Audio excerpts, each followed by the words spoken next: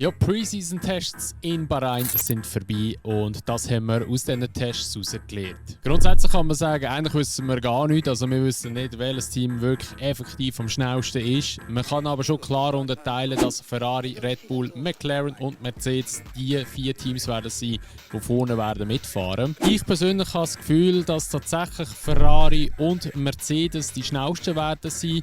Dann wahrscheinlich McLaren und dann Red Bull. Ihr dürft aber gerne mal eure Top 4 Prognose in die Kommentare reinschreiben. Das Mittelfeld ist aber extrem schwer zum Einschätzen. Ich denke aber persönlich, dass wahrscheinlich Alpine und auch Haas ziemlich stark könnten sein. Auch am letzten Tag jetzt haben Racing Bulls extrem stark ausgesehen. Die haben 165 Runden gemacht. Aber auch Audi sieht extrem stark aus, für das, dass sie einen komplett neuen Motor entwickelt haben. Cadillac und auch Williams sind eher ein bisschen im hinteren Mittelfeld. Williams halt wegen dem Übergewicht, wo immer noch die Gerüchte rum sind. Und wie wir alle wissen, in der Formel 1 ist es meistens so, wo es Rauch hat, hat es auch Feuer bei einem Gerücht. Für Cadillac ist es natürlich ultra schwer. Neues Team, neues Auto, neuer Motor. Die haben natürlich nicht so viel Erfahrung gerade drauf. Sie haben zwar schon extrem schlaue Köpfe, die dort arbeiten, aber es ist natürlich gleich alles neu. Das Team, das aber komplett hinterher nachfahren und ihr wisst, welches Team das wird sein, ist Aston Martin. Also ich glaube, die haben wirklich einen der härtesten Preseason-Tests gehabt, die man haben kann. Dort hat gar nicht funktioniert, dort war wirklich alles enttäuschend gewesen. Jeder Tag hat nicht geklappt. Aber ja, wie gesagt, schreibt gerne eure Meinung in die Kommentare rein.